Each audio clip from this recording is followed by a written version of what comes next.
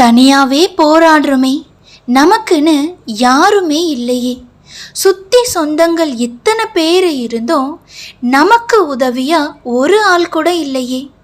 என்னை தோள் கொடுத்து தூக்கிவிட, என்னை வழி நடுறதுக்கு இந்த உலகத்தில் இத்தனை கோடி மக்கள் இருக்கிற இந்த பிரபஞ்சத்தில் எனக்குன்னு ஒரு ஆள் கூட இல்லையே அப்படின்னு நீங்கள் ஏங்கிட்டு இருந்தா இந்த கதை கண்டிப்பாக உங்களுக்காக தான். இது கதை கேளு மனமே. உங்கள் கூட பேசிட்டு இருக்கிறது வித்யா.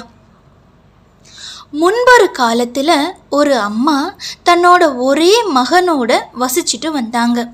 அந்த அம்மாவுடைய பெயர் செங்கமலம், அவங்க மகனுடைய பெயர் ஜெயன்.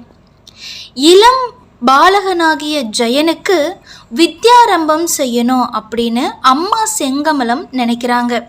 அதனால மகன்கிட்ட இனிமே நீ ஒரு குரு கிட்ட சேர்ந்து கல்வி கற்கணும் அப்படின்னு சொல்றாங்க. ஜெயனுமே அதுக்கு ரொம்பவே ஆர்வத்தோட சம்மதிக்கிறான். இவங்க இருக்கிற கிராமத்துல இருந்து அடுத்த கிராமத்துல தான் குருகுலம் இருந்துச்சு. 2 கிராமங்களுக்கும் நடுவில் ஒரு சின்ன காடும் இருந்துச்சு. ஆனால் ஜெயன் குருகுலம் போகணும் அப்படின்னா அந்த காட்டை கடந்து தான் போயிட்டு வரணும். அவனோட அம்மா செங்கமலத்திடம் சொல்கிறான், எனக்கு கல்வி கற்கிறதுக்கு ரொம்பவே ஆவலாக இருக்குது, ஆனால் காட்டை தாண்டி போகிறதுக்கு தாம்மா ரொம்பவே பயமாக இருக்குது அப்படின்னு சொல்கிறான். அவனுடைய அம்மா சொல்கிறாங்க, ஒரு பயமும் இல்லை, நீ தைரியமாக போயிட்டு வா. ஒருவேளை உனக்கு ரொம்ப பயமாக இருந்துச்சு அப்படின்னா உனக்கு ஒரு அண்ணன் இருக்கிறான், அவன் பெயர் கிருஷ்ணன். நீ அவனை கூப்பிட்டனா கண்டிப்பாக அவன் உனக்கு வழித்துணையாக வருவான் அப்படின்னு சொல்கிறாங்க. ஜெயனும் சந்தோஷமாக படிக்கிறதுக்காக போகிறான். ஆனால் அவன் காட்டுக்குள்ளே நுழைஞ்சதும் பயம் வந்துடுது. மரங்கள் அடர்ந்த காடு நிழல்களால் நிறைஞ்சி இருக்குது. சூரிய ஒளி உள்ளே வர முடியாத நிலையில் பகலில் கூட கொஞ்சம் இருட்டாவே அந்த காடு இருக்குது. ஜெயனுக்கு அவனுடைய அம்மா சொன்னது ஞாபகத்துக்கு வருது. உடனே சத்தமாக கூப்பிடுறான், அண்ணா அண்ணா, கிருஷ்ணா அண்ணா, எனக்கு ரொம்ப பயமாக இருக்குது, தயவு செஞ்சு எனக்கு வழித்துணையாக வா அண்ணா அப்படின்னு சொல்லிட்டு கண்களில் நீரோட கிருஷ்ணனை கூப்பிடுறான். எங்கிருந்தோ ஓடி வந்தான் கிருஷ்ணன். பயப்படாதே, நான் தான் உன் அண்ணன், உனக்கு துணையாக இருக்கிறேன் அப்படின்னு கிருஷ்ணர் சொல்கிறாரு.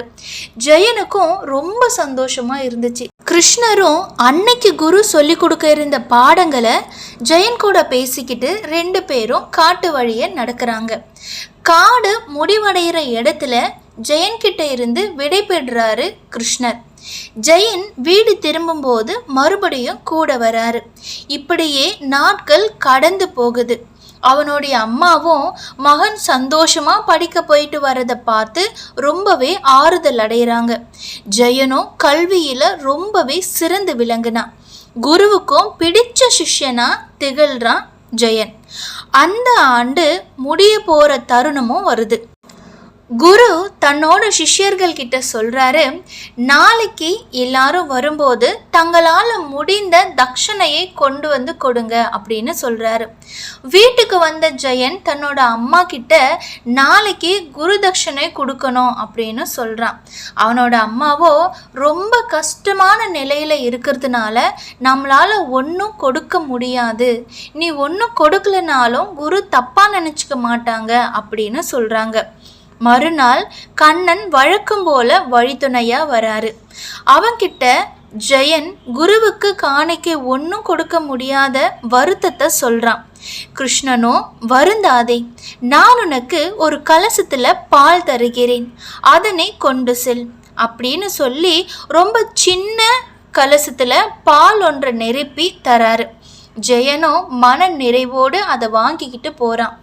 குருகுலத்தில் இவன் கூட படிக்கும் சிஷ்யர்கள் எல்லாரும் அரிசி மூட்டைங்க, தேங்காய் மூட்டை, வேர்க்கடலை, காய்கறிகள், பழங்கள்னு நிறைய கொண்டுட்டு வராங்க.